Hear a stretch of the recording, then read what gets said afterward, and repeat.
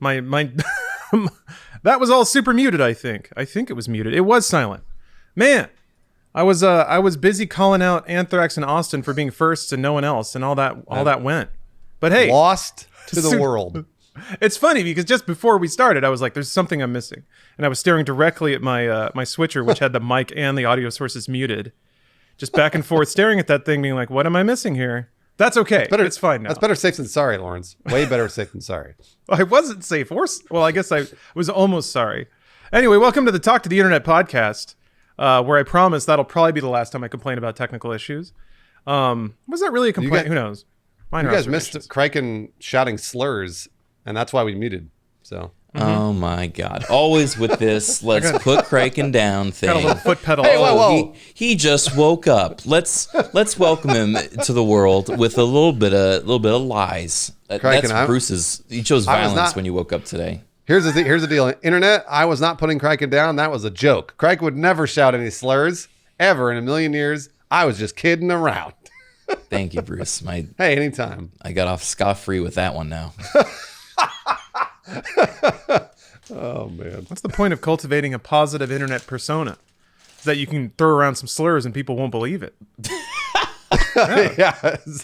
We learned anything from the last few years of drama on the internet. It's that, as long as you seem like a nice guy, you can get away with whatever you want, because no one's gonna believe it.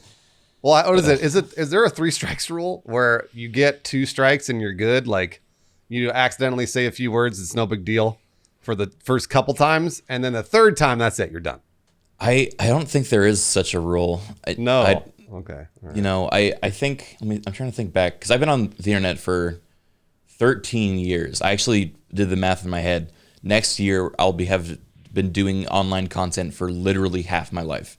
Man, crazy. Which I don't know many other people that can say that because I started when I was pretty young, and that I would agree. Yeah, was like tripping me out quite a bit. So.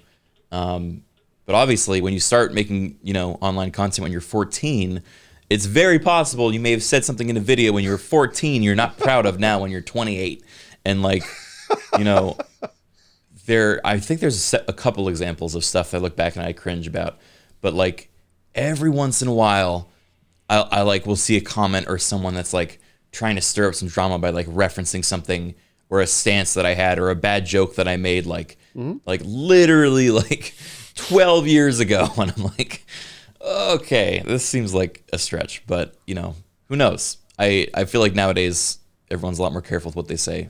Not everyone, but the people that are you're right. But you also bring up an interesting point too, which is not only are we more careful about what we say, but our views have changed. So 100%. Yeah. Senses of humor changes, the world changes. This is something that I have seen, I think, more and more recently now, is people on the internet are starting to understand and be like, if somebody said something 10 years ago, well, maybe they actually have learned and maybe they have actually grown. And maybe they are in a different environment as well, which is good. I think that's good because that means we're maturing as a society and getting better at, things we say and do, and being more sensitive to the world around us. That's a great point. Actually, the first question of the day on this episode of Talk to the Internet that I like to pose to these two dudes around me is, what was the first, think back to an example of how you've grown, I guess, as a person from your time on the internet, and a thing that you had done back then that you wouldn't now do, and why? What has evolved, I guess, of your personality and your approach to online content that has been from, I don't know, exposure to a global level? That's an excellent question. Lawrence, you want to go first? That's why it's the question of the day, You clearly put a lot of thought into it. I would say out of all the questions that I've thought of today, that one is the most worthy of ruminating on for the entire day. So well done, Craig. Thank you. Yeah, I might make an app actually, just called Question of the Day. Oh, I don't think the world's ready for that. What if somebody hits it twice in one day? You blow their minds. I'm also pretty sure that app's already made, dude. I'm pretty sure that's it's the Question of the Day for a reason, asshole. That's what it says. And then it removes itself from your phone. Why'd you call me an asshole, dude? It just flips you off as it closes.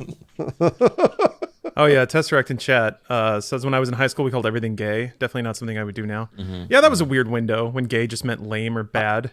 Hillary Duff told us not to do that. So I'm glad you brought that up. That's exactly my my example. So way back when I first started working at Attack of the Show in 2007, I remember that was still 100% a thing that my friends and I said, and I said it in an office environment.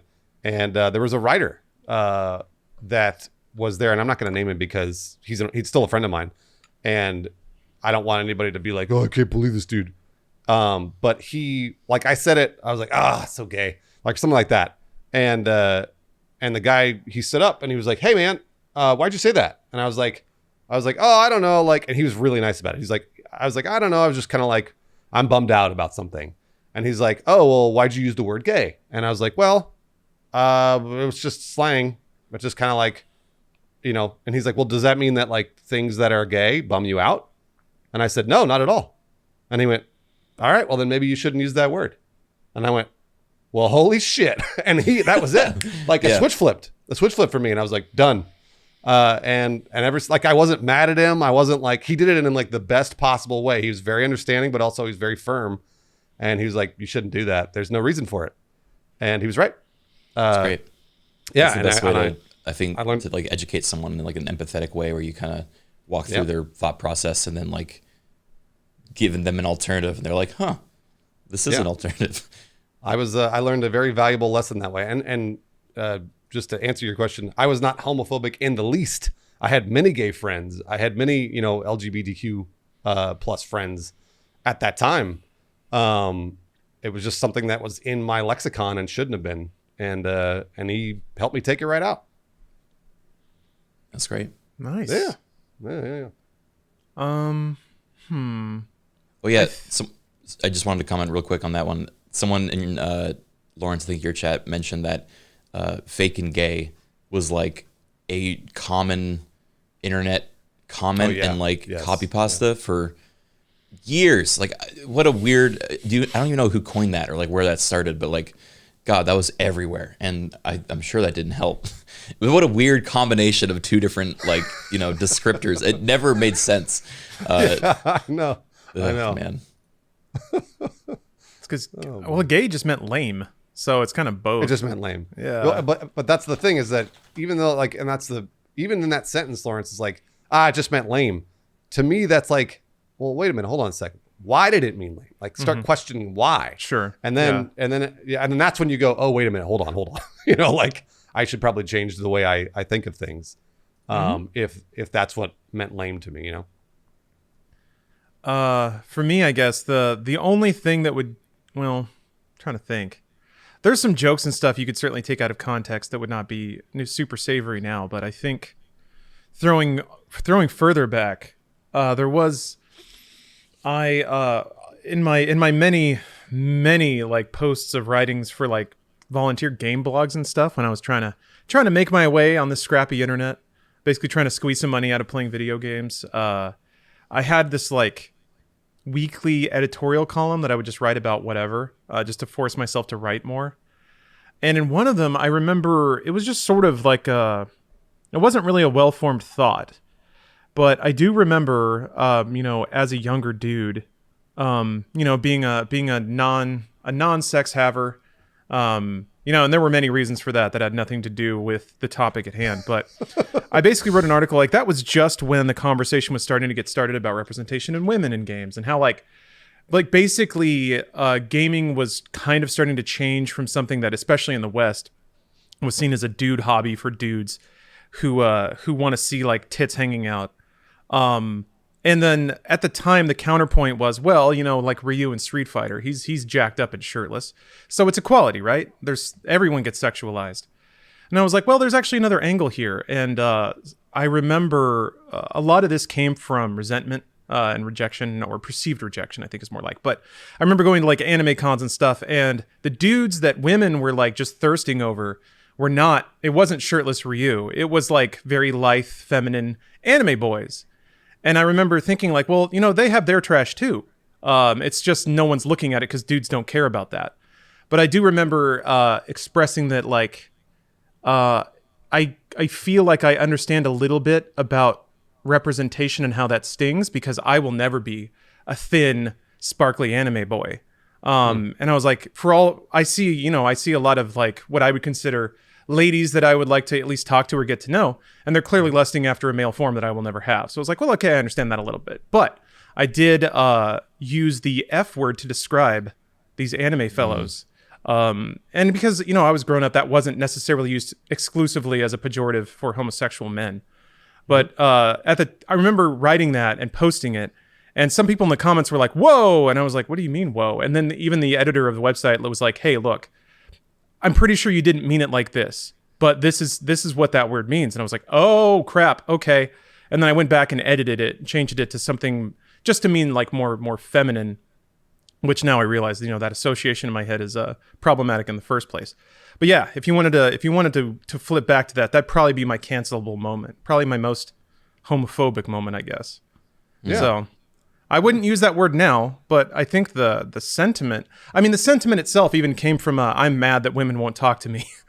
So I think the emotion fueling the entire piece is a little bit cringeworthy too.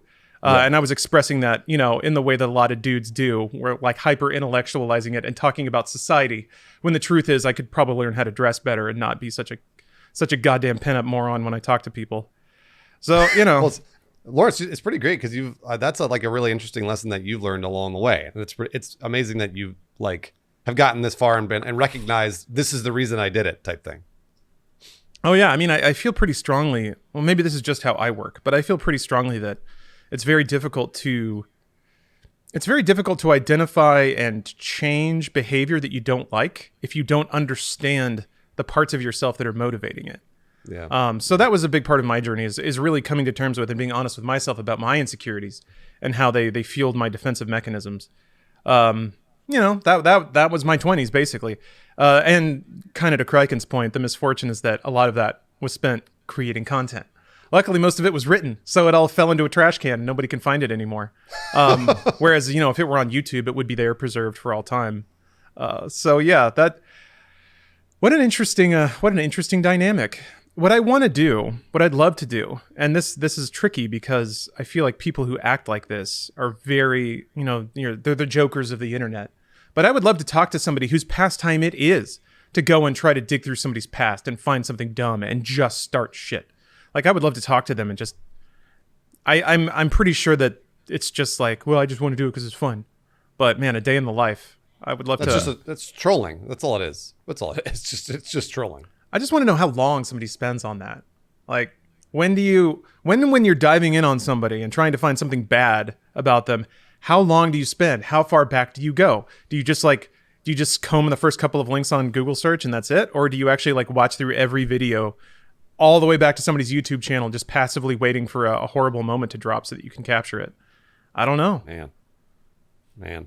I'm sure that if they are doing it out of spite, which a lot of trolls are, then they're going to watch every single minute and, dissect all of it until they find something they know they can, and even then they're that's like confirmation bias, right? So they're looking for something that they think will be cancelable. And even if they don't find anything, they're going to work up something that is. Yeah.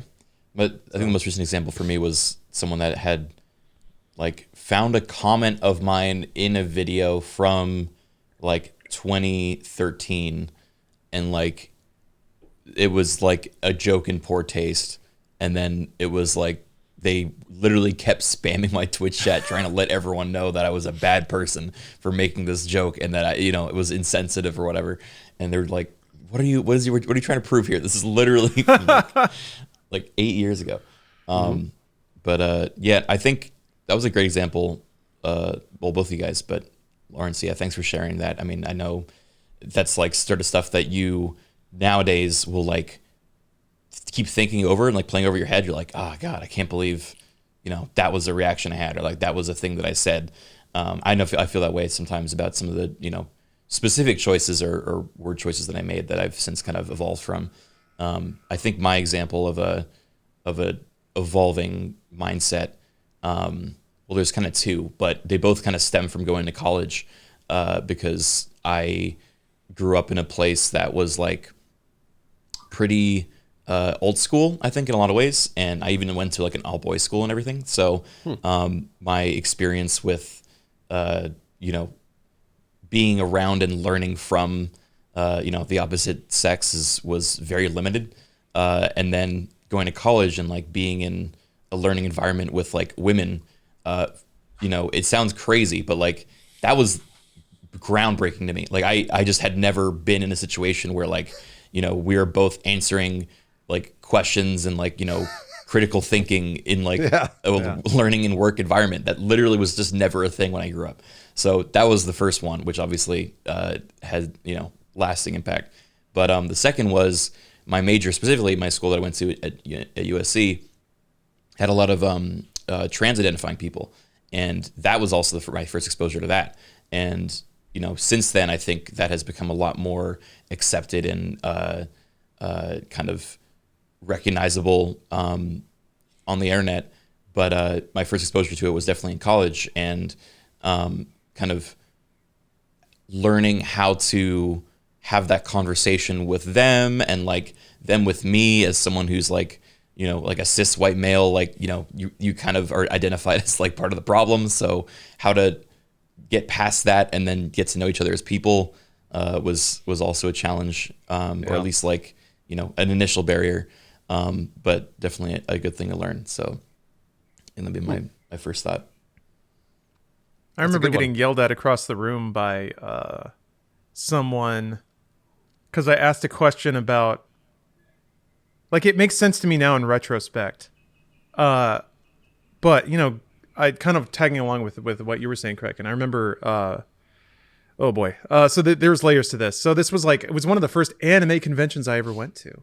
I think I was a freshman or a sophomore in college, and it was one of those experiences where I'm sleeping on the floor in a hotel room that has 8 other people in it, and one of the dudes in there was gay, and he was being, he was fairly flamboyant. Like, it's one of those, if you had your eyes closed and some earplugs in, you'd probably still know, which is fine. But I remember kind of asking, like, he had a female friend, and they were getting along famously.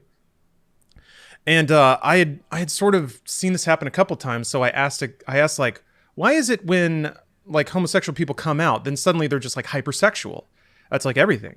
I get it now as an adult. If you've been repressing yourself for 20 years and suddenly you feel like okay with yourself and you feel safe to talk about these things, of course you're gonna dabble. Like if I go a day without a coffee, I fucking slam my head into it and wiggle it around like it's gonna give me life. So I understand that now, but at the time I didn't. Shit, man, I was still coming to terms with my own sexuality because I grew up in a church, and you're not allowed to feel those things or accept them or talk about them. So anyway, I'm in that room and I ask that question, and then the dude's friend takes it as an insult. Like my tone was probably not right. I'll admit that in retrospect. Yeah. But she was like, "Hey, what the fuck did you just say? Because there's a gay person here, and I am an ally." And I was just like, "Whoa, why are you being so defensive?" And she's like, "That's insulting." And then her friend turned and said, "Well, I'm not insulted." And then she said, "Well, I am." And then I was just like, "Whew, okay, I'm backing off of that one." And that's just kind of where it ended. She just kind of like yelled at me a little bit more, and I just sort of rolled over in my sleeping bag on the ground. But yeah, not a great moment, but that is that interesting spark where, yeah, you kind of have to come into those conversations with your hat in your hands. I feel like otherwise it kicks everything off on the wrong foot. Well, yeah, because you don't have that perspective. Mm-hmm.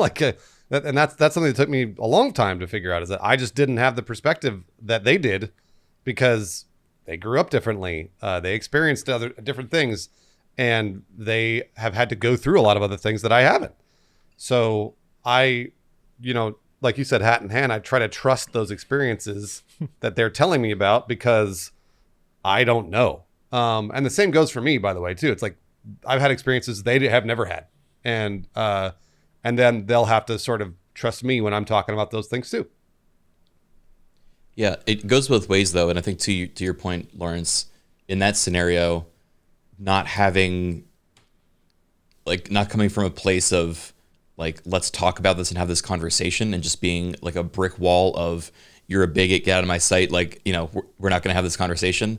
Like, that just further pushes you away from the understanding and like being welcomed into their world. And so then it's like just polarizing. So, if you're ever in a situation either as an ally or, someone identifying that way yourself, like please leave an open, like try to educate someone the way that like, Bruce was educated when he, made a comment that was like, he was then brought up to understand a bit better and then kind of changed his behavior going forward. So, not that this is the podcast where we, teach you how to reinvent yourselves, but I don't know. I feel like practicing empathy and putting yourself in someone else's shoes is always a good idea. Yeah, it's just it always boils down to me as perspective. It's like these people that you're talking to, they grew up in a completely different world. They had 10, 15, 20 years of experience that you have never, ever had. So maybe you met them and you have been a friend with them for a year or something. You've only known them for a year. What happened in the previous 20 to them that made them who they are today? And if you give them a chance, they'll explain it to you. They'll tell you what led them to where they are today and what they're doing, why they're doing, and things like that. If obviously, yes, if they're going to be open and vulnerable. But yeah, I don't know. It's just it's an interesting thing to think about, that the people that I have known, like I've known Criken for a pretty long time. I've known Lawrence for even longer. So it's like, I know those guys pretty well, but if somebody comes up to me that's brand new to me and then starts telling me about their experiences, I just have to take them at face value. I have to believe that they're telling the truth because I don't know.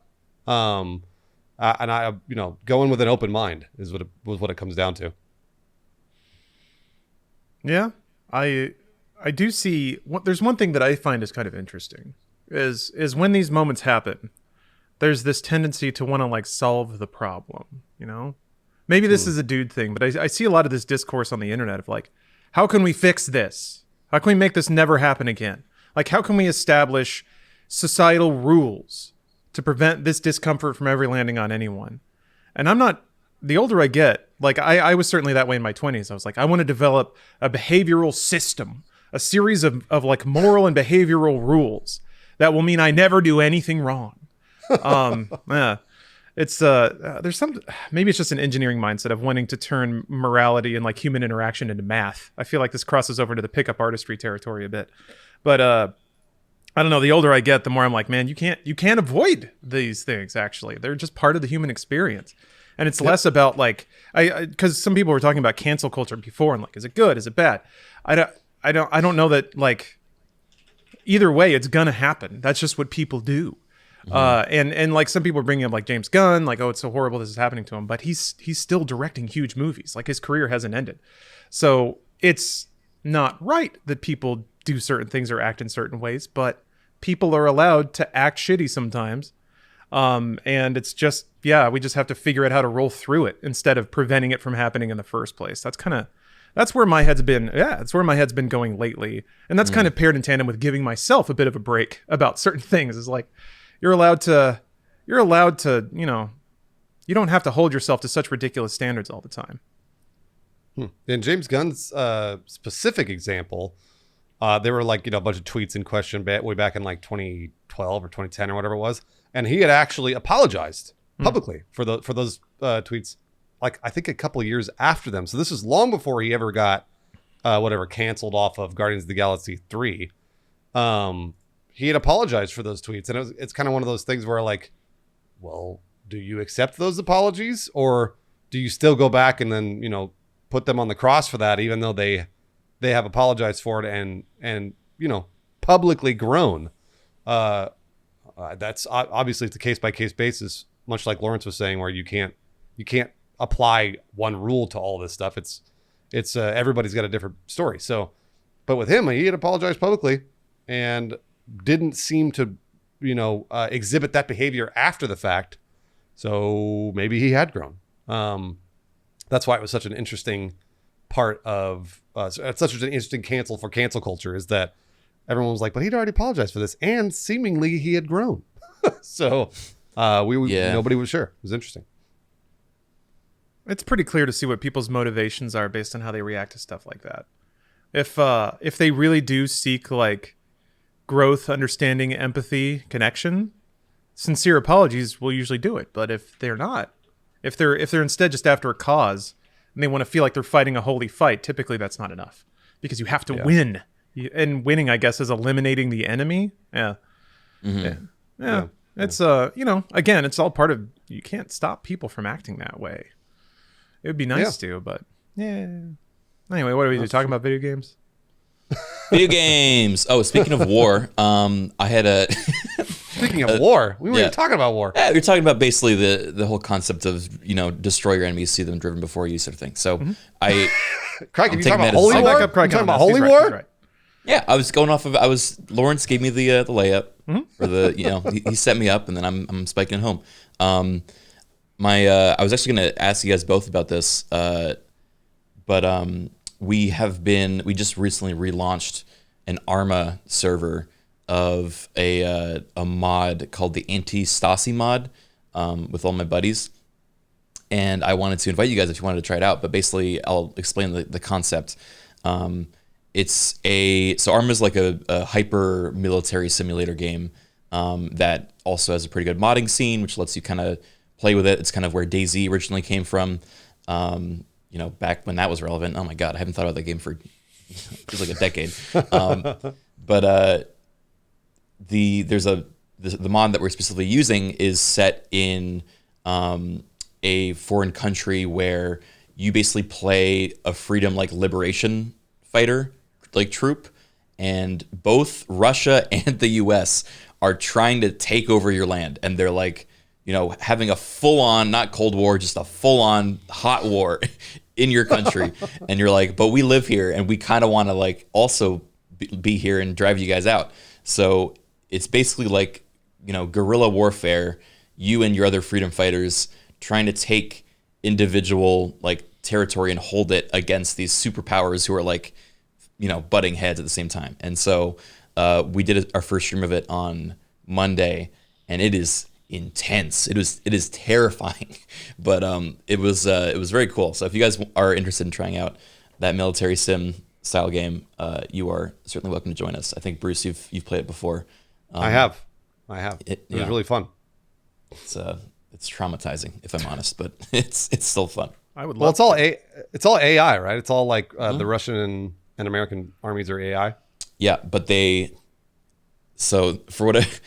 might revisit the AI rule set, but because this time they were scary strong. Hold on, actually, I might be able to find a clip for you that will demonstrate. But it was to the point where if you took any piece of land within, it feels like 7 minutes, they would scramble jets to your location and just put the fear of God in you in an instant. If anything, the takeaway from that stream was the U.S. military is way overfunded. That was the one thing we kept coming back to.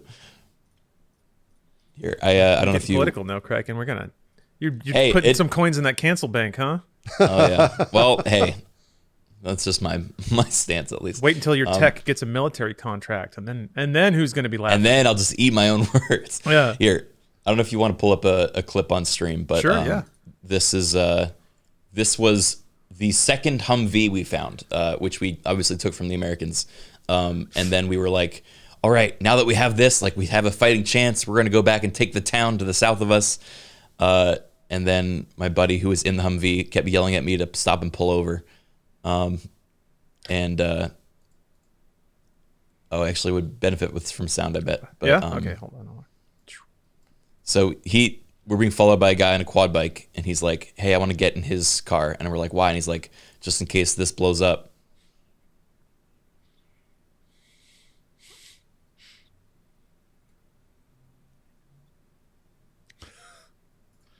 Jesus. Was that an IED? What the hell? Yeah, what hit you? We don't know. That was how terrifying this game is. There was no way we could have seen that coming. There was just suddenly a streak of light in the distance, and the one thing we had spent hours getting was gone. Oh, it was a tank round? Oh my god. It was either a tank round or drone strike. Well, immediately afterwards a jet flew over, and so we thought that might have been it. But I still, to this day, I don't know what it was. I've squinted on the horizon looking for exactly what actually shot me. I mean, that was that. So, I have military Sims, man. You're just new understanding for the crawling through the bushes for 3 hours, and then you just get aced by some dude who's like 500 meters away. That's it. Zink. Is there some like weapon in Arma that does that to you? Mm-hmm. More than one. There are many, and I remember. I think later in that day, the boys managed to take down an Apache helicopter and then repair it and take it up themselves. Yeah. And it only lasted again like 10 minutes before 3 heat-seeking missiles just came out of nowhere and took them down instantly. So yeah, everything is very temporary in that game. That'll teach you to go against America, Criken. Yep, that is the one theme of that stream was, you messed up, shouldn't have fought Americans. They just keep coming. Man. Do you feel like I'll ask a separate question. This is still gamer, but Criken, I'm basically ripping off your question of the day. But what's a game that has taught you a life lesson? It does kind of feel like a ripoff of my question. It's absolutely a ripoff, but don't tell my lawyers that. And since I didn't write it down, whatever, man, it's fine. Let me see. I mean, I really like. I'm again ripping off your answer, but the idea that like playing that game and having that experience about spending hours to grab an Apache and get it up in the air, and then it just immediately gets swatted down because of the crushing GDP of the United States. That's like, I feel like that's you can read about that or you can think about it, but living it virtually is something else. I guess following the train of thought, this specific game mode is very much like enjoy the journey, not the destination. Don't hold anything too precious, because in an instant it will be taken away from you from an off-screen missile strike. But hey, that the 30 seconds I took driving that Humvee down the road was hella fun. So I can't be mad, right? Because I enjoyed the destination or the journey. Let me think. Yeah, I don't know if. Here's a great example. Divinity Original Sin 2 is one of my favorite games of all time. And without spoiling much of that game, it has real consequences based on your actions, especially in the ending act, which is pretty rare for an RPG, I feel like, to have, an actual plethora of branching endings and narratives and kind of results. And you can also play that game with your buddies, going through the entire campaign, which is like an insane amount of content. You can play over 100 hours, I feel like, of that game in one campaign. And so at the end of our journey, I remember I was playing with a bunch of my streamer friends. We're all streaming it, and a decision that I had made hours before that seemed like a clever in character, like one-off thing, ended up having drastic implications on the final fight and cutscene, to the point where they were all robbed of a satisfying ending, and I got like this solo selfish ending, basically. And I see. I felt so bad, and they afterwards like DM'd me like, "Hey, like, I know you didn't mean to, but like that really sucked." And I'm like, "I know it did. I'm so sorry." And like, I felt that's really funny that you fucked up it. Their game. It did. Okay, since then we have reached out to the devs and let them know that this was fucked up, because not only do they get robbed of a good ending, because their characters died, they get kicked to the main menu while I get the ending cutscene. They didn't even see it. No way! Wow. And so after 100 hours of playing together, because of that one decision, they are robbed of any ending, and I get my personal ending. And I was like, I could not feel worse about this right now. So please fix this in your game. At least let them see what happens to the other person. Yeah. Oh my God. So yeah, that one, that's probably one of the up there in the most lesson learns of video games that I've had, in terms of like, what was the lesson you learned? Yeah, what was the lesson? Yeah, it doesn't sound like there was much of a lesson learned. The lesson learned was probably to think through your actions, specifically how it will affect others around you, even if you're like, because like I fall into like role playing characters a lot, just kind of what I do on my channel and like how I am as a person. I like kind of getting immersed in a, someone's shoes. So for both my channel and the entertainment and for my character in that show, even though like we were only like light role playing, the choice that I made sense for my idea of him. But then, I of course had no idea it was going to come back in that, way at the end, but the way it did, was definitely not worth the decision. And so I'm like, okay, from now on, I'm going to be a lot more aware of the entertainment other people are having and their own character arcs and try not to step on their toes, even if it seems like a thing my character would do, especially in the context of a 100-hour campaign. If it was like a one stream thing, then like, that's fine. But if it was like, we've literally been doing this for, for months and months and months, then, definitely yield to what they want. That brings up a real interesting dynamic about like role playing in general. And I don't know, I've experimented a bit with like role playing asshole characters, but it's tough because you can do things as a player that, like you said, Craig, can actively change other people's experiences, sometimes for the worse. And it's tough, I think, to like maybe sometimes you need buy-in from the other players of like, hey, I'm going to come in here, and because I'm here, your game might get fucked up, or there might be encounters you don't get to have because my character's an asshole. I don't know. That's such an interesting line to walk where like, you were being true to the spirit of the game, I think, and you had no idea that consequence was going to happen. I don't know. Really, really interesting stuff. I mean, find the blending of people's personal feelings and their character, like those things sort of seeping into each other, is really interesting.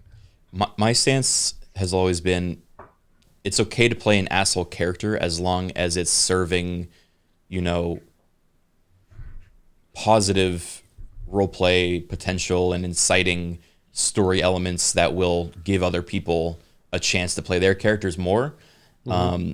If your character's entire purpose is shutting down other people's things, then that's not improv, by the way. Yeah, that's not improv. That's the opposite no but. Of improv. Yeah. And like there's a place for a no but in RP if you're the antagonist and you're like trying to cause conflict, but it should still be conflict where they can play their character and you react to that. If it's like you are a titan that is just tearing a hole through the planet, and no matter what the heroes do, you won't notice them because they're so small, then like, why are you even playing this game with other people? Right. You should just be doing your own thing.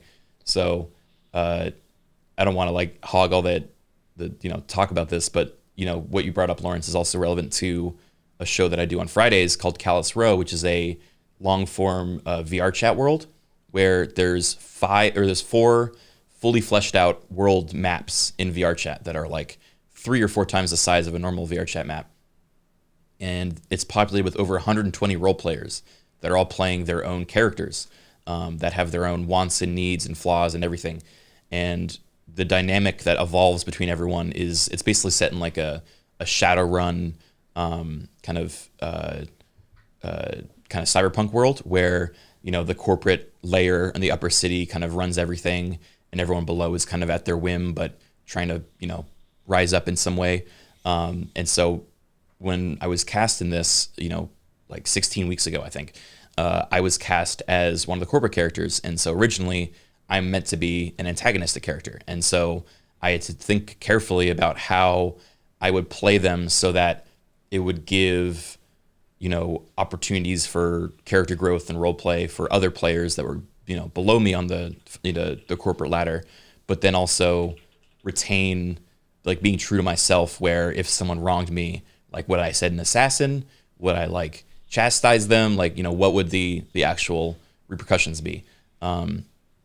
So yeah, that's why I love roleplay partly, is because I think there's so many interesting dynamics that also factor into real life interactions and how we are empathetic to other people, as well as try to build them up or even tear them down, but do that in a way that they can use and grow from rather than like just, feel bad about themselves. Yeah. Lawrence and I have had this conversation a number of times, but doing Funhouse gameplays was a sort of RP. We all had to sort of take particular roles that we knew worked for comedy. Sure.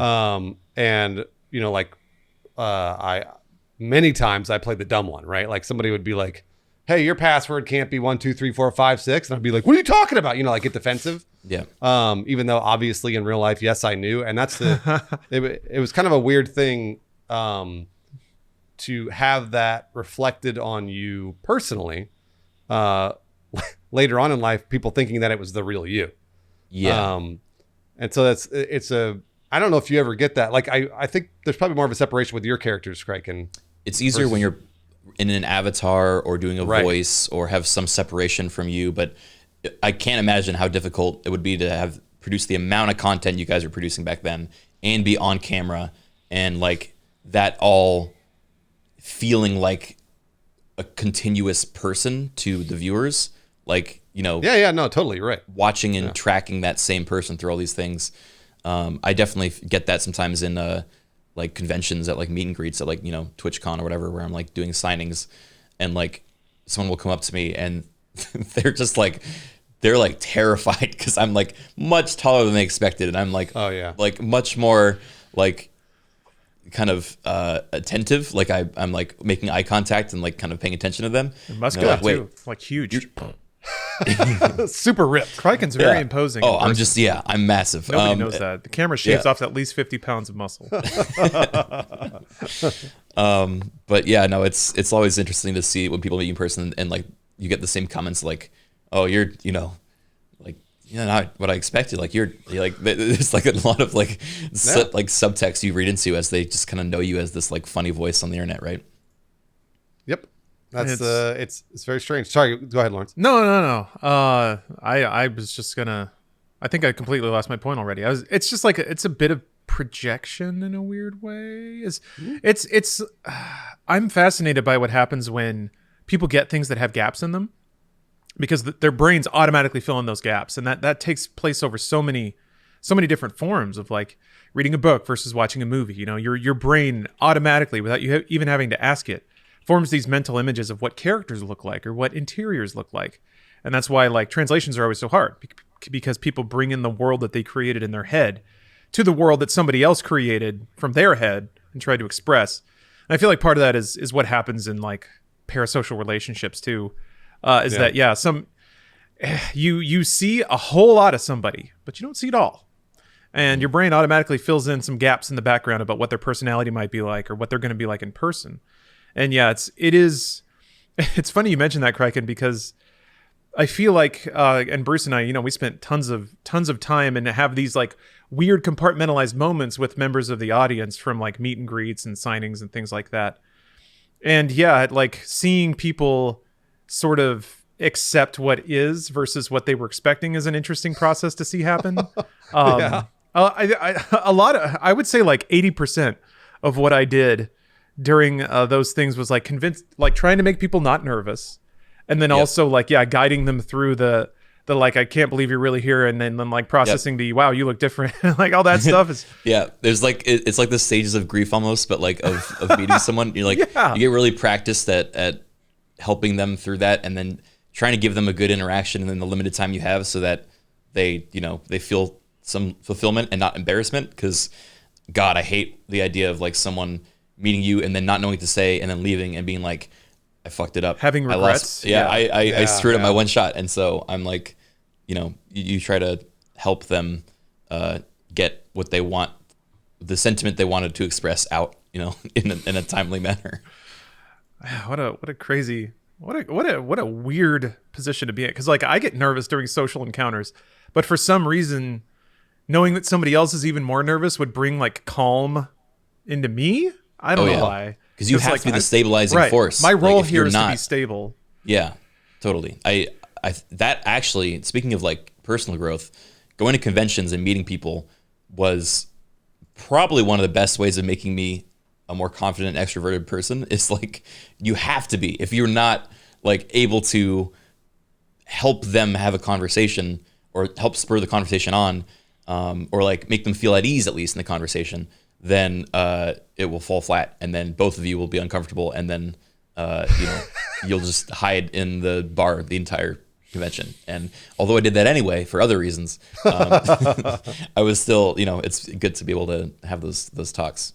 This is something that has come up a lot. I've seen people talking about online after a year of being inside from the pandemic. A lot of people are like, how do I reintegrate back into society, et cetera, et cetera, et cetera. And I'm an extroverted person, always have been. I'm not like Lawrence. I do not get nervous at social encounters, mainly because I have just always been socialized. When I was I was like a little tiny baby. My parents were taking me everywhere, and I was always with people. And by the way, this is not a good or bad thing. It's just a thing. Mm-hmm. It's just the way I was brought up. So when I have encounters at parties or conventions or whatever, I love it. It absolutely gives me my energy. So my advice for people that want to not be as nervous in social encounters, this is something, again, it's a question I see a lot. It's always like, well, how do I do this?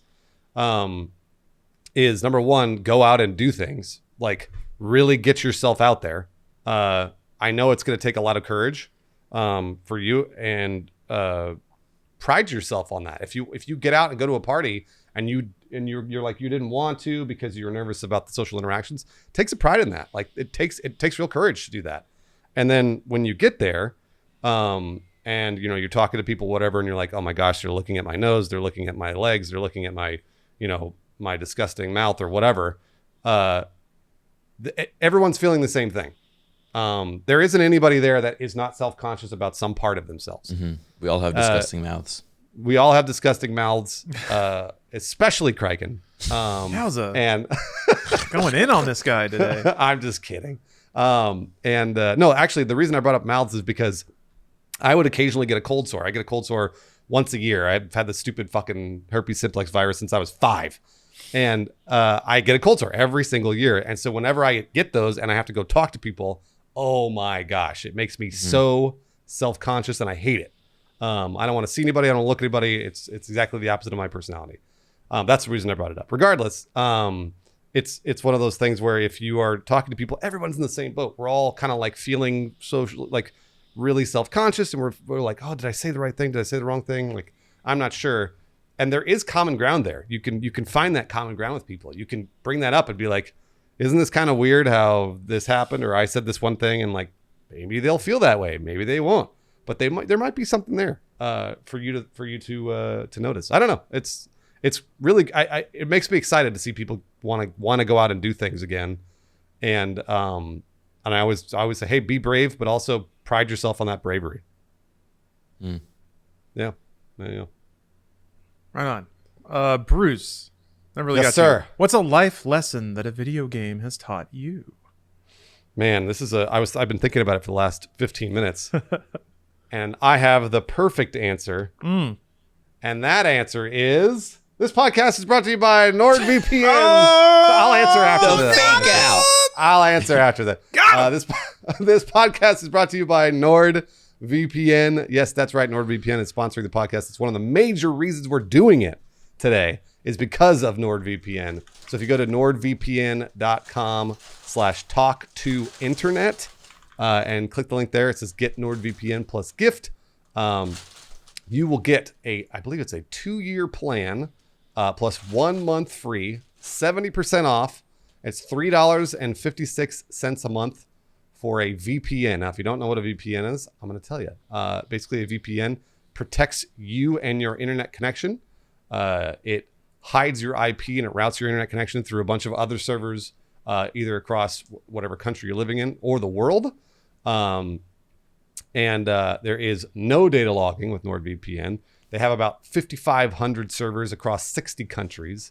You can unlock Netflix and other VODs. If those are region locked, you can then route your internet connection through another proxy server in another country, and then you can watch Netflix from the UK or whatever like that. There's a 30-day money-back guarantee. Protects your data while traveling, or you're in public, like if you're at the airport or a coffee shop and you're using your laptop, you can turn on the VPN there, and it'll protect you there as well. They have a NordLynx technology, which makes a faster connection with this VPN, because that's another thing that people always talk about, is using a VPN will slow down their connection a little bit. NordVPN is trying to remedy that problem with NordLynx. They have 24/7 customer support. Works even in China if you're going to China. Up to 6 simultaneous connections, and it's genuinely very, very easy to use. You just install it on your computer. There's literally a one button that you just click, and it's like VPN on, and then you're done. And then if you want to, you can go in there and configure which server you're routing through, etc. But if you just want to turn on a VPN, you just click on, and you're good to go. So again, sponsored by NordVPN, nordvpn.com/talk2internet. The links should be going in both Lawrence and my chat if you want to click that link and sign up for NordVPN. Again, they are the sponsor of Talk to the Internet and one of the major reasons we're doing the podcast. So thank you again, NordVPN, for sponsoring.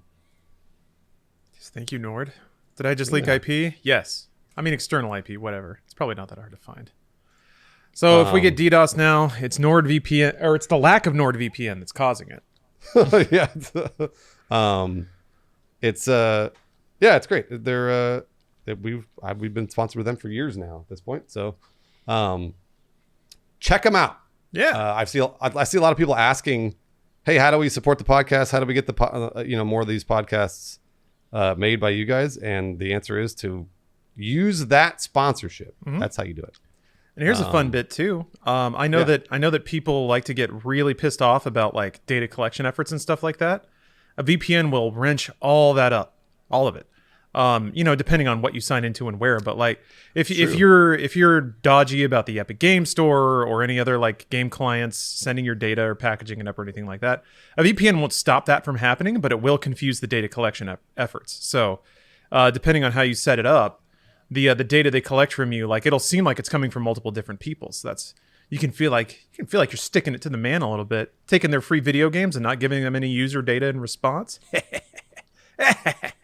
Yeah, got him. This is an interesting thing from your chats is why does Bruce always say one of the reasons we do this podcast rather than one of the reasons we get to do this podcast? I'm not sure how much of a difference is there. I think I can cut it. Well, it's because I'm assuming a lot here. Sure. But the phrasing makes it sound obligatory. Maybe that's what they're getting at. You're making it sound like we have to do it because we're sponsored. I mean, the thing is that in this case, we were sponsored. Let's see here. We did 4 of these ad reads across 4 months. And that's why I was saying one of the reasons we are doing this podcast today is because of the sponsor read. And it's an interesting thing that you bring up, Aroni, because we were doing this podcast every week. We did it every week for about, 40 weeks, 45 weeks? And we all got really busy. And it became a thing that we needed to prioritize other things. And that's the way it goes. That's just sort of like what happens. But if we have a sponsorship, if we have something that will be able to pay us for our time, then we will absolutely be able to do this podcast more. So that's why I say that. That's why I say it that way. Not because, and obviously, yeah, of course we get to do this podcast. We would love to do this podcast. But we get really busy. All of us are doing 1,000 other things. Mm-hmm. So, the act. I'm gonna pat myself on the back a little bit here. The act of getting together and talking is trivial. It's the recording, it's the editing, it's the volume balancing, it's the setting up the overlay, it's the streaming to restream, it's getting the ad notes ready, it's talking to the clients. Like that does take time. And it's memorizing the script. Yeah, memorizing the script. Criken writes a very long script every podcast, and I am up until I want to say 4 a.m. the night before with just a pounding migraine trying to get it all in. Lawrence, you're up till 5 a.m. Read it again. Shit. Yeah, you're right. Fuck. I'm sorry, man. I tried so hard. That's right. All right, I'll get it next time. Yeah. Listen, just between here, let me mute Criken real quick. Okay. Oh, damn. Just between you. That works. Just between he's not muted. He's not muted. No, to the muted. audience. We can hear him, but the audience can't hear him. Right now. Okay. That, just FYI, that's a lie. It's for the bit. Criken is, I'm not trying to cancel him. Criken's very abusive on set. If you don't get those notes, he's on set. We're all in our own respective homes. What's set? Thank God the audience can't hear him right now, but I know because he's doing it. I saw him raise his arms and yell. Oh yeah, it was really scary. He's very protective. 7'5" tall Criken, this fucking Goliath. So every time I do this podcast, there's a fair amount of trauma that I have to process, and it just keeps coming back. So we're all giving chunks of ourselves out here on the internet. That's all I'm saying. And some of us have to deal with getting yelled at for not memorizing a 200-page script the night before.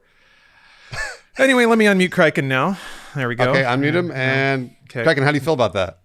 I mean, about what? He didn't hear anything. Oh, I love and support you guys as friends, and I'm so glad we can do this podcast together. Hey, thanks. That's great. No one's gonna believe. No one's gonna believe it now. He's so nice. Oh my God.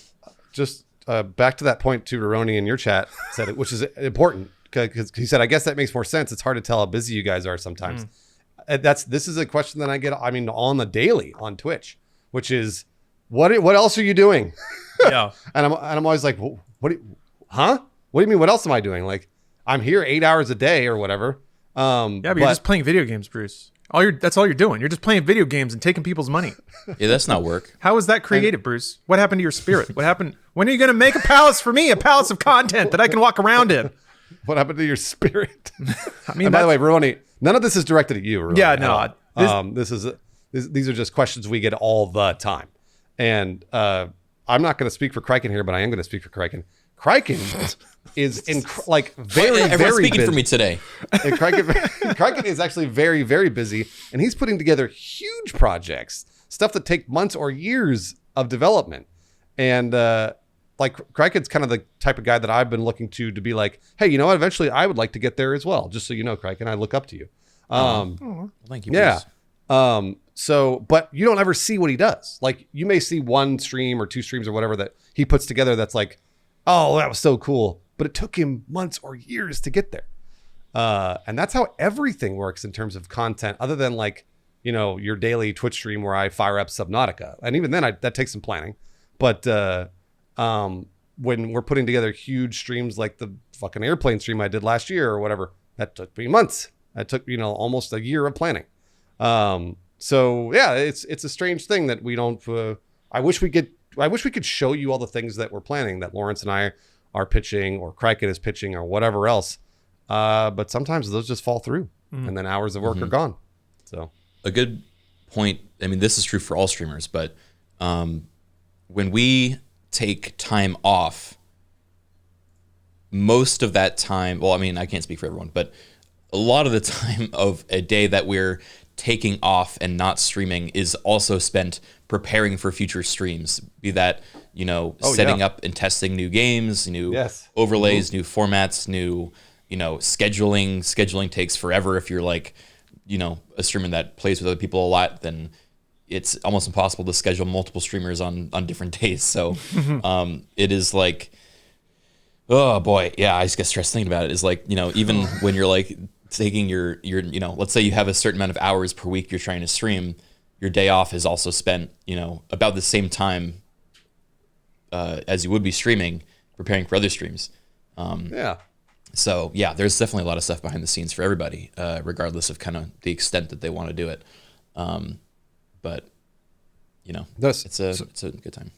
Circling all the way back to this initial question, that's the reason why I'm saying that the sponsorship is letting us do this podcast, because otherwise we wouldn't do it.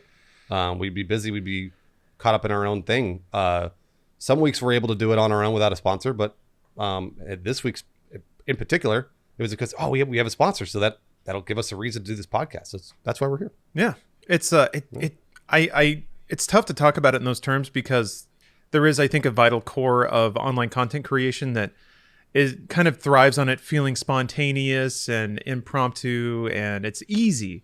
Like any master or anyone who's skilled at something will make it look easy, but that's the virtue of years of experience working. So when you see something online and it looks effortless, that's only because somebody put in the absolute bulk of time to make it seem effortless in execution. Yeah. And the tragedy is that the better you are at your job, the less obvious it is that you've done anything at all. That's very true. Oh God, that's true. Yeah, that's sometimes, and I take the opportunities when I can get them, because I fight myself about being conceited about the work I do.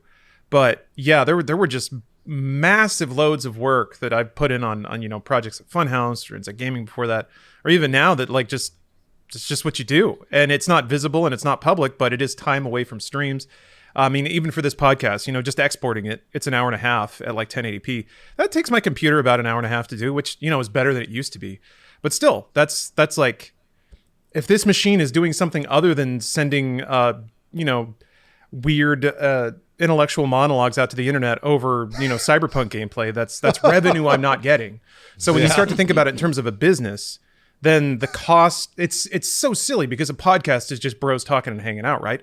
But there is a business cost to the product, and it is downtime for your machine. It's downtime for talking about, like Bruce arranging ad deals and stuff like that. When he's sending emails back and forth to a client about, NordVPN ads, that's him not having uptime on Twitch, making revenue. So yeah, I like talking about that stuff because it normalizes it as a job. I think it also sets the expectation that if you want to get into it, it's not all fun and games either.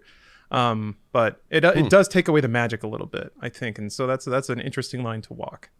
I like to be very transparent about it. That's why I addressed that in particular question, because I want people to know that, yes, of course, part of this is us making a living and wanting to be, wanting to be paid for our time. And this is something that I like to tell every single person out there in chat, especially, is, if people are going to be like, hey, do this work for free, and you're good at it, or you're getting good at it or something, and they're like, just do a few of these for free, and then, eventually we'll pay you. Be careful, because eventually you're going to get to a spot where you're like, wait a minute, this shit I'm doing, I should be getting paid for this because I'm good at this. This is a skill I have. It's also generating money for someone else. That always. Yeah. That always. So remember that. Don't ever take your time for granted, because it is truly worth something. You just got to figure out how much it's worth. And that's tough. That could be really tough. Yeah, that's really tough. It is. Yeah, it is. Yeah, Craig, and it's funny you bring up taking a vacation or whatever. Someone, Velocibleco mentioned it in chat, but yeah, I took a day off on Monday, and I was excited because I had a list of things to do, and it was fun and intellectually stimulating to do something other than what I usually do.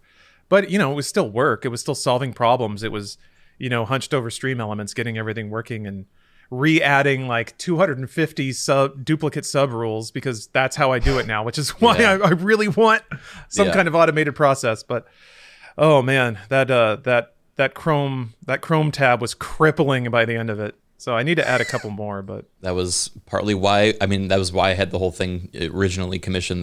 The app I sent you was like, I wanted to have true random, effects played of a massive scale, and it was just not feasible to actually upload each of those with the current, third-party tools. So it's like, guess I'll make my own, and it's worked out pretty well. But yeah, man, no, there's part of the cool part about this job is we're like constantly,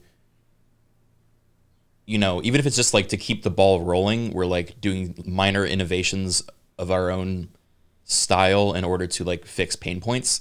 And unfortunately, we don't have the time to make them like fixable long term. They're usually just kind of like little band-aid solutions. But I think understanding what those pain points are in the future, and then there can be like a setup, either what I'm trying to do with my company, or with partnering with another company, being able to fix those for the long term, I think will drastically improve quality of life for both streamers and viewers in the next coming years. So I don't know, I realized that none of that was very general and didn't really mean anything, but I guess what I'm saying is like the pain points that we're finding as entertainers are really valuable, and I think we should like be very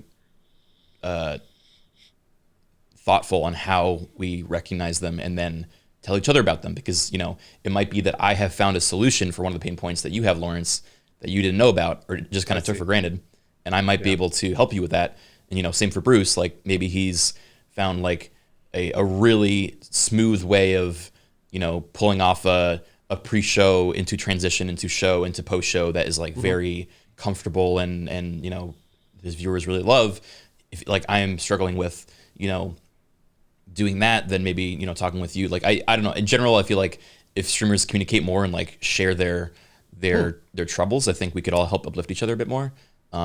No, you're right. We're all siloed in our own little entertainment bubble, No, you're right. It's tempting to think about it as zero sum a little bit, that, you build up your own little garden. And if you mess with the ecology too much, that everyone will leave or something like that. I don't know. I think it does come down to having faith that, you are a good entertainer or a good producer, and that being open with what you have will only increase your bounty on this earth instead of lessen it. But yeah, it's such a solitary job. I think it's pretty easy to get in that mindset that you are your own kingdom, and any problems you have to solve under your own weight. I mean, I'm used to kind of operating that way in general, which is not the best. Collaboration is delightful. It really is. It's how anything of value gets done. For a long time in my life, I was of the mindset that like my ideas were precious, and if I shared them with anyone, then they would go and make them, and then I would get nothing, and like I have to keep everything to myself, and I gotta make it myself, and that's the only way I can ever make anything. And that is so unrealistic and so twisted. Of like, it's so hard to ever imagine a way that would actually have worked out. So I'm really glad that, for one way or another, I've opened up in trusting others and bringing them in and getting them excited about stuff. And then, they add their own take and their own, spin on the thing that I was excited about. And then it's improved by that. It's not just a like auteur style, like, this is what my vision is and what it has to be. It's a conversation, because like, things kind of evolve over time, right? So bringing more people in on it makes it better. I always, when we talk about, I think this particular subject, I always think of music. So people always talk about, my favorite genre is, let's just say it's classic rock. Mm-hmm. Like rock and roll was the best from 1975 to 1983 or whatever. And I'm always like, really? Was that? Can you quantify that? And they're like, well, no, my favorite genre is jazz. Jazz could only be, like it's perfect because it's all improv and whatever. And the fact of the matter is, the way music becomes better or different is through collaboration. It's through fusions of other styles of music. Yeah. And so it's really cool to see. There's a band called The Who, which is the HU. And they've like, it's basically like Mongolian throat singing. Oh, I love that. Coupled with like fucking metal. And it's awesome.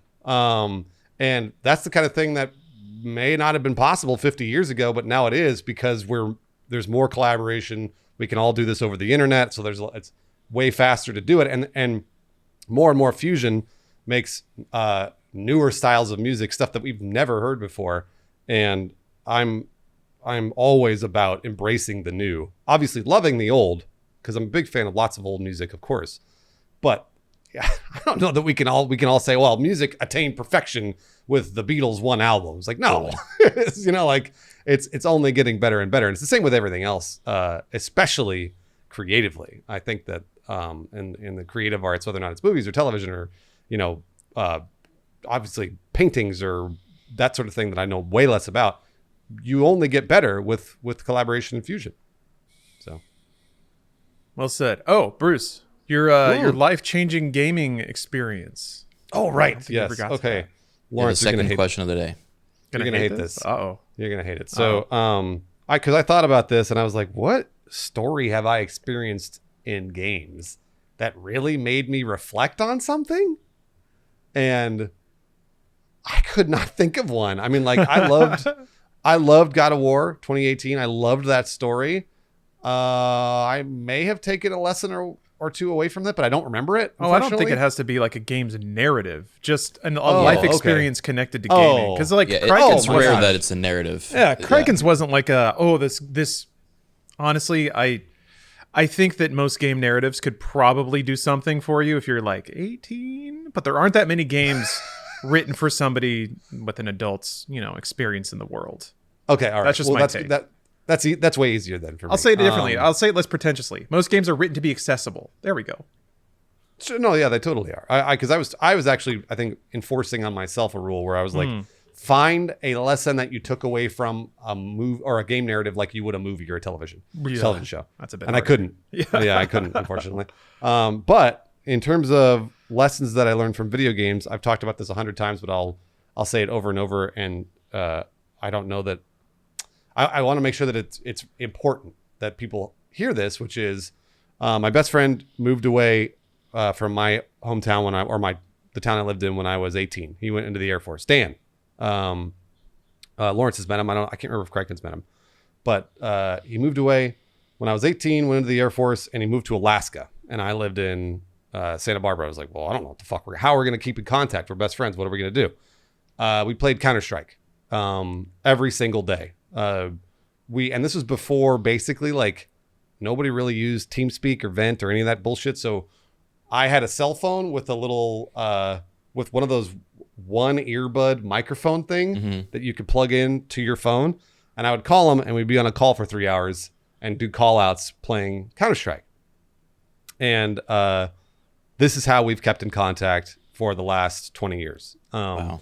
And it's awesome. Like he was the best man at my wedding. Dan and I continue to be each other's huge support and just generally best friends. Even, he still lives far away, but not as far, thankfully. And we still keep in contact because of playing video games over the course of 20 years. And that's something that I don't know that a lot of people realize that they're doing is like, if you've had a friend for, 5, 10, 15 years that you maybe even met online and you just play games with them all the time, that's a serious relationship that you've gotten into. You probably learned a lot about those people. And that's amazing that I could do that because of video games. I'm so excited about that because I don't know what else would have gotten me there if it weren't for video games, right? It wouldn't have been like television or movies. You didn't do that. You didn't sit down and watch television or movies with other people on the phone as often as you would play video games or whatever. So I don't know. Cool. That's a very heartwarming story. I feel like, great. Yeah, I feel like, I don't know. I feel like video games have probably affected more people's lives on a fundamental basis because of things like that, because of human connections made outside the game versus the story told inside the game. Yeah. But it's like a medium for human connection rather than a lesson in its own. Yeah. Well, that's a very heartwarming story. Sorry, that sounded a little condescending or a little dismissive, not at all. I guess. No, I thought it was very very sincere and nice. Okay, Hugh. Sometimes I hear myself talking. I'm like, ugh, what are you doing, man? No. Now that you know Dan, yeah, you're gonna really relate to that story. Be like, oh shit, yeah, that's cool. Dan's fantastic. Yeah. So the thing, I guess my turn. I don't know why my mind's dwelling on this right now, but it is. So I'm just gonna roll with it. For me, I think it was playing fighting games competitively, like in person for the first time. I mean, I would grow up playing Street Fighter, against the CPU or whatever. Also, Sakura, what do you mean I can't see it? We're looking at chat. Come on now. We're looking right at it, Sakura. I can see it. Called out. Yeah. So I was playing against other people, right? And it was the nexus of a lot of things. It was a very good learning experience, even though I don't know that I reacted to it very well, but that's part of the learning experience. There were a couple things like just the way people are different than machines. This is not new information, but I would play against people like they were machines. I would look for patterns and try to exploit them, and that works to a degree. But then people would just do shit that makes no fucking sense. Except they're people, so maybe they had learned me, and they were learning how to play me. But that was very frustrating. It's just I would. And to some degree, it was a good learning experience because it does teach you that like other people aren't working with your data set. They're not working with your brain. So you can approach a situation and think, well, clearly there's one optimal move here. There's only one thing that any thinking player would do in this moment. And then your opponent doesn't do that thing. And you're like, what the fuck? And it just completely throws everything off. But it was very good to to learn that I can't, in the ether of my own brain, divine what somebody else is going to do. And then the other thing it really helped me with is just losing in general. Was not a good loser. Me either, Lawrence. Me either. Yeah. It's something I still struggle with, but I think I've gotten better at it. But Bruce, what you were saying about like just immersing yourself in it. Losing a lot will make you better at losing. So going through that was pretty valuable, but I did behave rather embarrassingly sometimes. I don't know that I ever got personally insulting or whatever, but I would just give up in the middle of matches, or I would just kind of quit for the day, and like my bros were still playing, and I would just get so frustrated at either my own inability to play or what I perceived to be just random BS that was like working against me. So it was very educational. I love it when you do something and then it's not necessarily the feedback in the world or in other people, but the feedback you get about yourself is confusing and tough to sort of incorporate. And yeah, playing games competitively, fighting games against other people, taught me a lot about myself. Makes me wonder. I should go back to it and see how I react to it now. I did play some Street Fighter 5 and some Mortal Kombat 11 online, and I could take losses online pretty well, at least better than I used to. So maybe I've grown in that regard. Criken, are you good at losing? I'm a great loser. I think. Why is that? Practice makes perfect. I'm not very competitive. Like I'm more in it for the experience than the victory royale. So if I lose, I'm just kind of nonplussed about it.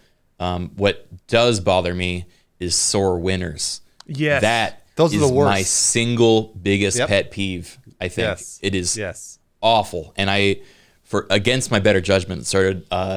I re-downloaded Dota recently after watching the freaking anime on Netflix, and I started playing with my buddy Strippin and a couple of their friends. And that is the game for sore winners. There is no better place to find the dregs of the earth than to rediscover Dota after 5 years of playing other, better games, and then to just lose over and over again, people that have never stopped playing it, and then to see without fail at the end of the game, they just have to get some little screw you, you're bad in after they've already beaten you. It's like, I cannot for the life of me wrap my head around what sort of people need that endorphin rush, except for people that are so hollowed husks from playing this game that whenever they get an inch of endorphins, they have to just drain it for all it's worth by just pounding on it over and over again. I gotta win. And they just knead into it like dough. It's just, It's the cycle of toxicity, Criken. It's because they got beaten by smug. They're trying to make me them, and I won't fall to their level. I won't do it. Well, that's a really shitty way to be. I'll just say that right now. If you're out there being a bad winner, then I don't necessarily think you're being a good person. I think you probably need to reevaluate if you're bragging to somebody after beating them.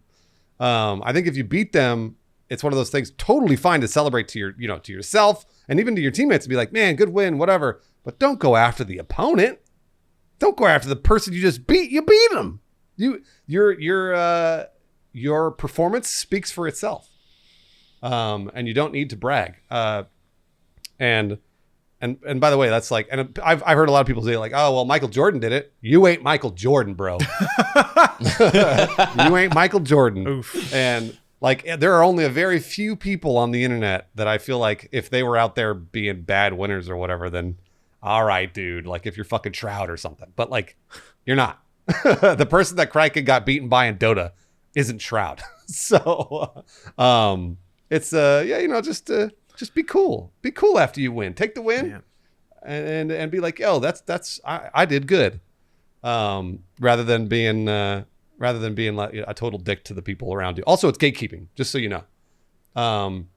If you're shitting on people who you beat in Dota, you're gatekeeping the content, and you're gonna have less opponents there to play for sure over time. I mean, that's the biggest problem with those games, and I think the devs have, I want to say, tried to do something to combat it, but I don't think it's enough, or there is something wrong with the formula. I don't know what it is, but these games, like MOBA games, just they attract like fucking flies to vinegar.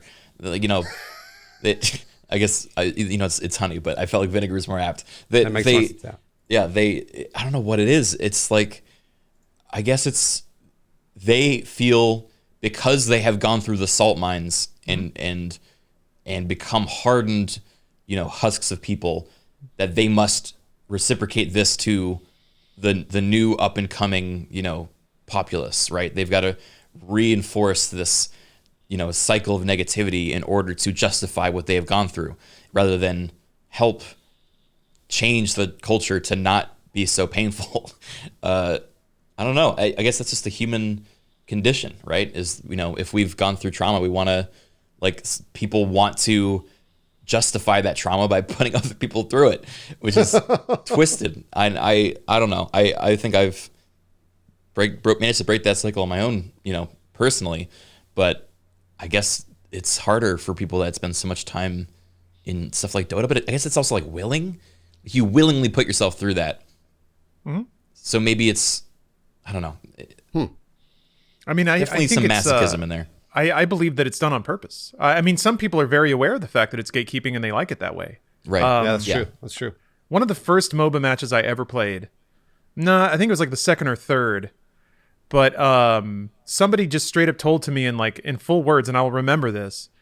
They just basically said, if you don't already know how to play, we don't want you here. Because I was ruining their match because I didn't know what the fuck I was doing.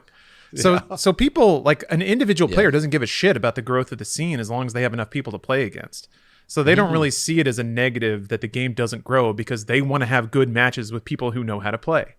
So I can kind of get that mentality, And I think it starts a larger, more interesting discussion about when people are allowed to gatekeep and when they shouldn't be. I think that kind of falls into that. But then that brings up, okay, so then there's like a ranking system where it'll try to match you against people of your own skill level and with your people of your own skill level. And that's all well and good until you start losing against those people. And then you're like, well, now I can't win. I got to go make a new account and start playing against the lower levels again so I can feel good about myself. And then that starts the cycle over again where you're just shitting on the people that are in the correct pool of talent because they're new, but you're now going to prey on them like a predator. And so, like, that's kind of the situation we were in last time we played. Like, my buddy, I think he might be streaming it again today. God bless him. But Strippin, I think he did must have been like a 12 or 15 hour stream of Dota the other day, where I think they got the first time they streamed it, he got 0 wins, 0. The next day, 15 hours, I think he got 3 or 2. Oh. Both of them combined was like probably a 20 to 30 hour stream total. And oh my gosh. And I mean, this is partly just the person he is. Like, once he is dedicated to improving and beating a system, he will just keep forcing the punishment on himself until he does it. And he has improved a lot because he has to, but like, it's also, at what cost, at what cost? You just got to wonder. So I don't know. I just wonder about that a lot. Back to your point, Criken, when you were saying like, people are shitting on you, or no, it was Lawrence's point where people are shitting on you because you're bad at the game and they're on your team. It's like, I didn't choose to be with you, dude. Like, the video game put me here. Like, it's not like I was like, I want to be with these people so I can fuck them up. It's like, no, dude. I like, yes, I would absolutely love to not play with you right now because you're being an asshole.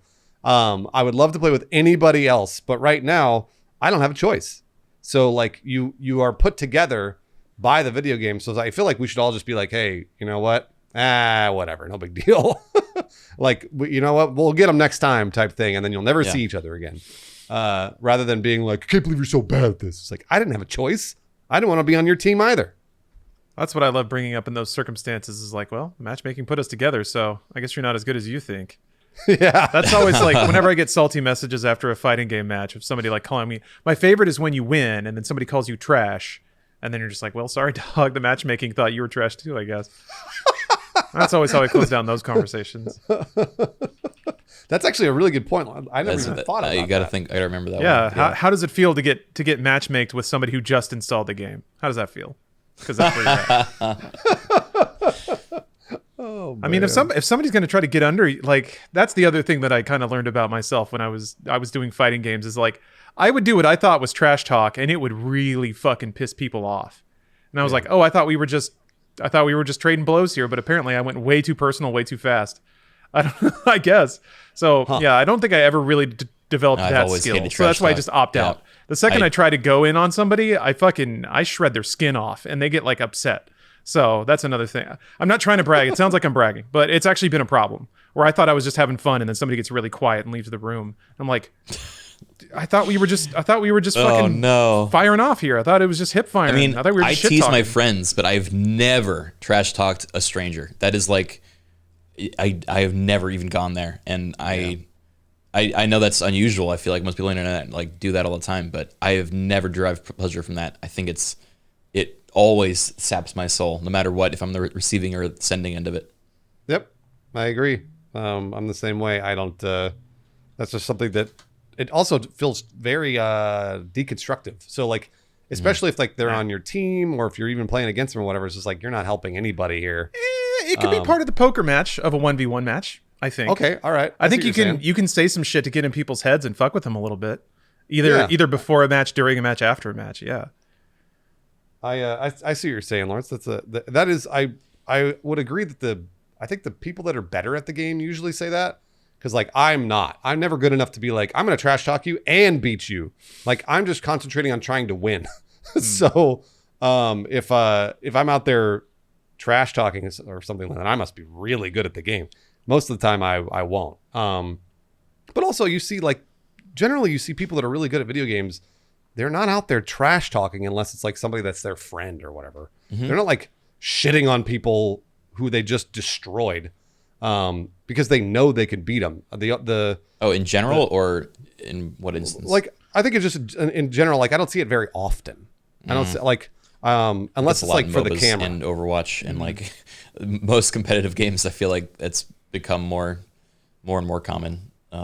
Such a bummer. People love that theater though, and that crosses into a really interesting thing where like if you're a professional athlete, sometimes that can be considered part of brand building. That's right. I know some StarCraft pros back in the day, they kind of built their image on being that person. And yes, it is ridiculous to think of somebody being a big brash trash talker and then sitting down and playing StarCraft. But I mean, those people would get put on like cards. They'd get invited to commentate. I think there is. Yeah, no, you're right. It is totally part of branding. It's part of like, it's almost, what's the word?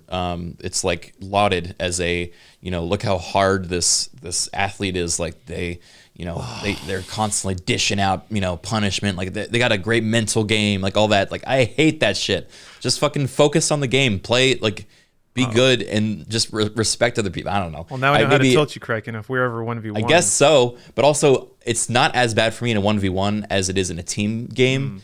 That's the other thing is I've seen most trash talking come from team-based games where they're either putting down, they're like trying to turn you against others. They're trying to like, whatever the nuance of the game is.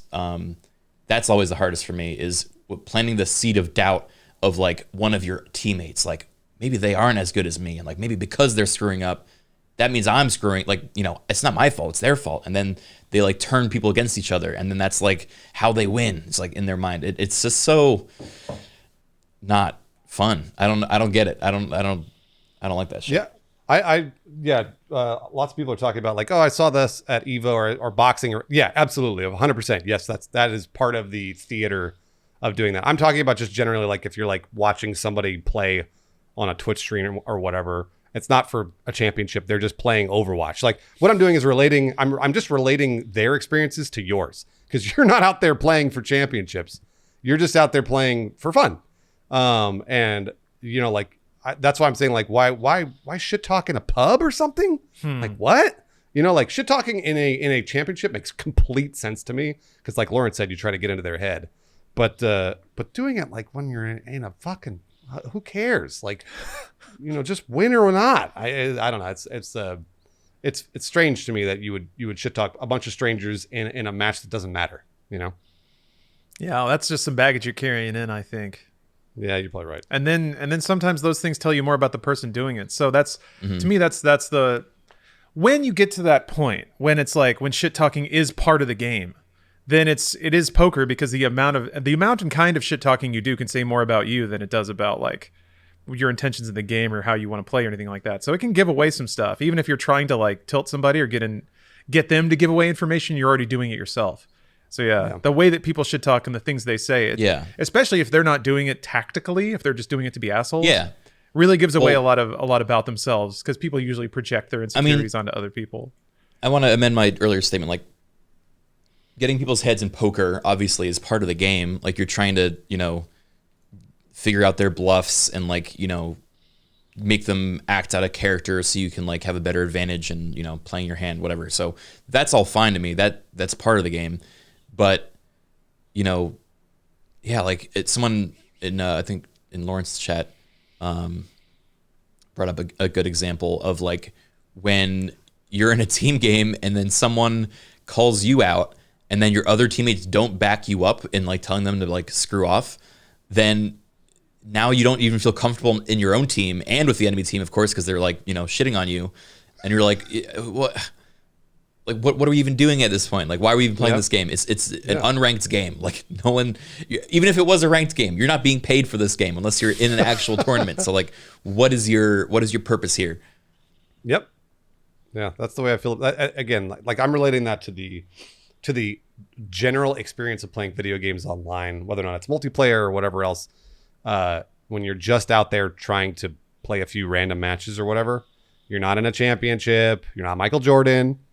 Why are you talking shit? And like Lawrence said, I think it reflects more on who they are, less on you. Yeah. So. And I know like a common reaction to this sort of talk is like, well, this is just the way things are. If you don't like it, then tough luck, grow thicker skin. And it's like,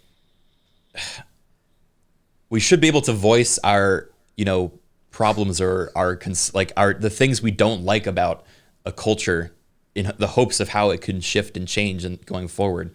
I don't think, obviously it's the way things are now, and like people still play Dota even though it's toxic as shit, and like, they have a bunch of stuff in there to like mute chat because they're just like, we've given up policing it, just forget it exists. It's the Valve way, baby. Yeah. Us do things. What if a system did it instead?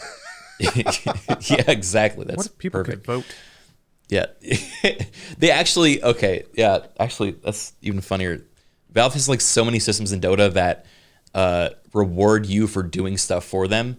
I think one of my friends that plays it all the time told me they have a system where there's like a peer review for reported games, where if someone's been reported, they will send the VOD to someone else who is like a trusted, like, culture policeman, and they will like watch the VOD and be like, yep, that's abusive, and they like confirm the flag, which is so funny to me. And does that policeman like get a hat or like Dota coins or something? I don't know. Maybe it's probably Dota coins. I gotta ask them. I don't know exactly what pays out for it, but personally, I think I would actually be open to being a toxic policeman. Well, you want to be a narc just for the glory of it? You want to feel like you're I don't care about the Dota coins, dude. The evil in the world? If I can help knock those assholes into like, low prio matchmaking where they're with their other fucking cesspool friends and they can all just like quit the game together and eventually like, find new hobbies, like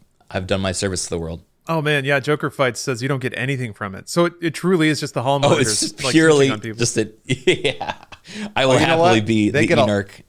They get a lot from that. Let me tell you, they get a lot from that shit because they sit there and wield whatever tiny little piece of authority they have over everybody else, and oh my gosh, it gives them the biggest boner. So this is devil's advocation early. All right, I'm gonna set that up, and yes, I know it's bullshit, but I'm gonna ask it anyway. Do it. What's the difference between somebody bringing like frustration and lack of control into an online game and then going toxic because they either win or lose and that's how they get their satisfaction back, or someone like Criken who sees people being assholes all day and there's no justice there, and he wants to be the visitation of that, so he's bringing in all of the baggage of seeing assholes be assholes, and now he has his moment where he gets to be in power and sort of shape the world to his liking. It seems like it's just two people pulling in opposite directions. It seems like everything's actually the same if you think about it. Lawrence, Lawrence, I agree with the devil's advocate here, and I'll use the example of a jury of your peers. So the reason they do a jury of your peers is obviously because, like we're all supposedly on the same level, et cetera, et cetera. However, the two lawyers vet the jury. They ask the jury if they have any biases toward what happened in the case. So when you get Criken, who's like, I hate shit talk, and this dude needs to go fucking down, and then he's in there, this guy like, oh, I hate this dude's face or whatever. Yeah, it's I'm the juror that hates fucking the Monkey King character in Dota, and it's like if I see a Monkey King player, they're toxic. I count them as I auto flag that, And then I get like a report from someone. They're like, "Oh, this guy was toxic," and I'm like, "Yep, Monkey King's in the game, definitely toxic." And I like that. You're right. Biases. It works in the court of law, or maybe it works in the court of law. Who knows? Because as good as we can get it to work. Basically because of the vetting process. But yeah, in a game where we have grudges, who knows? Yep. That's why you need to vet. But Valve is never going to do that because, like Lawrence said, they only have systems to do that, not actual people. So they are just utterly infatuated with creating systemic solutions to problems that don't involve human oversight. Something that I noticed really early, especially when it comes to curating the store. They just rely on people reporting and voting and tagging, and I mean, it's smart. Yep. It's the tech bro way to make money. Create a system that incentivizes people to do the work for you and somehow drive revenue to you. Oh man, it's crazy. Or like just trading cards, items, like all that stuff. Valve's pretty brilliant, but also very like, gosh, they're so like utterly libertarian about everything they do. That's right. They are. But that's the beauty of multiple approaches, is everybody can try something different, and ideally the best solutions work and the worst solutions don't. I don't know. That's. I mean, Bruce, it's funny you brought up jury of your peers, because I feel like, I'm obviously out of every system of governance in the world most familiar with the United States, but like the whole system of checks and balances I like, because it presumes people are going to be shitty. And it pits people's shittiness against each other. It's not trying to get rid of the shittiness. It's assuming that it's going to happen, and then like giving it a place to play that doesn't damage anyone. And to some degree, you could argue that's toxicity online. If you go into a Dota match and you're just an asshole, maybe that's like negative energy that you vent out that's not being vented out in other places. Now, granted, that reasoning can go down to some very uncomfortable places, so I'm not going to follow it up too much, but... So like, they're shit talking in a Dota match, but they otherwise maybe would have killed someone. Yeah, sure. That's the logic. And because of the shit talking, now I have that toxic energy, and now I'm gonna go kill someone. Like that's you're just passing it on to the next person. But in a team-based game, you're passing it on to more people. You're passing it on to 5 times as many. It's propagating. It's like it's true. Yeah. Although you could make the argument that it's like being distilled, because it's like going through so many people at once that maybe you're like getting a little bit less to each one of them, and that way it's just kind of no, you're right. It's just no way. It's you're spreading you're spreading your bad day to 5 other people. That's what you're doing. Exactly. Extracting your happiness from others. Yeah. But people can do that. They're allowed. Like Criken, I've been thinking a lot about this, because I see a lot of it in, just people expressing their frustration with the state of the world. Is like, people are doing these things and they're bad. And then you kind of acknowledged it yourself. Often the reaction is like, well, that's just how it is, and deal with it. But like, I don't know. I love seeing that. I love seeing that those impulses butt up against each other. As long as it's all within the bounds of legality, and certainly being a toxic asshole online is legal. That doesn't make it right. So it's this interesting push back and forth in that center boundary line, where it's like, it's not illegal, so you can't prosecute it. But it is just a shitty thing to do. But people are allowed to be shitty. I remember there was this article on Kotaku like a couple of years ago with somebody who was just like a troller. Like, that's just what I do. I go online and I troll the fuck out of people, and that's how I get my kicks. And the interviewer kept asking him, like, why do you do this? Don't you care about the people you're bothering? And they were like, no, I don't care. I just go online and I do it. And that's how I have fun. And like, it's an online game. It's within the rules of the game. It's not illegal on the terms of service. That's how I get my enjoyment. And then the writer would be like, well, but that's coming at the expense of other people. And they were just like, I don't care. And that's it. What do you do? What do you do when somebody says, I don't care?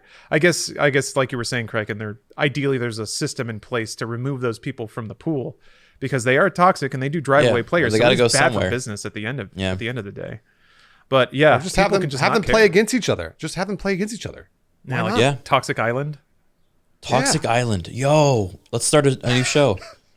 But then who decides who goes to Toxic? I mean, it would be Criken. I do. But yeah. Yeah, Criken does. Yeah. If you wrong me, I send you to Toxic Island. Oh, you're a Monkey King player. You're going to Toxic Island. I got to think about what I've said this podcast now. I mean, how many times have you come at me this podcast? I'm going to throw Bruce under the bus here. Yeah. Bruce was at least twice. I come at him a lot. We have a 3-strike system here at Toxic Island, so be careful. I just accused you of being abusive in production scenarios, which right. Oof. If you come after me now, I get to say it's retaliation. So think about that. Oh no, he thought ahead. The seed of doubt. Guys, this is a great topic. We made it to the end and more. We've talked a lot longer than bonus. I know that the bonus part of the pod. This is the after whatever they talk to the internet after talk to the internet whatever after talk show. To the after internet. Can we send NordVPN an invoice for this extra time? No, absolutely not. No way. Why did we even do it then? I guess we were having fun. Oh man. Well, what are you guys doing for the rest of the day? Great question. I really like that shirt, by the way, Criken. I don't know if I said that. I didn't say that. It's a great shirt. He's waving at you. I was considering bumming around a bunch of pharmacies looking for a spare. Our Dodger Stadium's a ghost town. If you want to try to bus up that's there. What I've heard. Go to Dodger Stadium. Really? Yeah, like just no one's in line. They have like thousands of extra doses. I just saw like mentions of this on social media, so I don't know how accurate that still is, but probably worth a shot. Ha! Nice. Yeah. I told Bree that actually, Criken. So I think you should go give that a shot. Cool. Yeah, I might take a look then. But yeah, might do that, and then tonight might do more Arma. I don't know what the plan is with the other boys, but we might have another awful military experience. And if not, then I've been playing Evil Geniuses lately, which has been a similar feeling of fun and pain. So, maybe I'll do that. Right on. It's Weeaboo Wednesday for me. So, oh, nice. Yeah, I've been playing Like a Dragon a lot lately, Yakuza. So I'm probably just gonna keep playing that. It's weird because it's very text based, which makes streaming a challenge because I can read chat and play a game at the same time, but I can't read two things at once. So right. I find that there's these long periods of just silence where I'm just kind of reading RPG text. And I don't know, I feel like it's not an interesting stream, but no one else seems to mind, so that's a weird thing to kind of juggle in my head, but so yeah, that's what I got about. Oh wait, also maybe Devil May Cry 5. Maybe. There's a lot of Weeaboo games out. Also, R-Type Final 2 is coming up. I just saw a trailer for a demo, so maybe that's out. Maybe I'll find that because R-Type Final is astoundingly good. Man, what a weird game, Craig. And I'd like to pick your mind about that game sometime. I've never heard of it. Yeah, R-Type Final is wild. Essentially, it's like, this is the end of the podcast, so I'll try to be quick. But it was like there was like a brief window when people were trying to play with shoot 'em ups and make them something different and bigger. So R-Type Final has there's tons of little hidden factors in each level that decide what the next level is going to look like, and there's a million branching paths and tons of unlockable ships. But it's the sort of thing you don't really notice until you played it the 10th time and you're like, wait a minute, the water level's different now, or that boss looks different. Now I'm playing an entirely new stage. It was super, super cool. And it almost had that because they didn't tell you any of it. There was no tutorialization. You just sort of happened across it. And then you had to sort of figure out what was the deciding factor. So you'd have an entire playthrough in the first level where you're like, okay, I'm going to try this instead and see what happens. Cool stuff. I was using Weeaboo inappropriate. Oh no. Am I getting canceled now? I thought that term was still enjoyably self-deprecating, but maybe it is. Maybe it's bad. I feel like it's pretty self-aware, but maybe it. It's making fun of appropriation, right? That's what I always thought. Anyway, it's Weeaboo Wednesday, so I'm going to play Japanese games. Making fun of a culture. It's making fun of a obsession with a culture. I feel like. I thought I was making fun of Lawrence, but yeah, I me don't know. specifically. Well, not me, because I actually do understand Japan on a fundamental and spiritual level. It's making fun of all those other anime nerds. I don't know about that, Lawrence. Were you brought up there? Well, I mean, part of me was. I just didn't know that. What do you mean part of you? All right, Bruce, let's imagine that you do a 23andMe or whatever, right? And it comes back and you're like, let's say that you're like a quarter Russian. You're like, whoa. And then you go to Russia and you see all of your heritage and you're like, this makes total sense. I've been Russian since I was born. I just didn't know it. All right. Right. That's me. Okay. That's me, but being Japanese. So, but it said Japanese on your 23andMe. Oh no, I haven't done one. But if I, he's just assuming. He's just imagining. There we go. Okay. All right.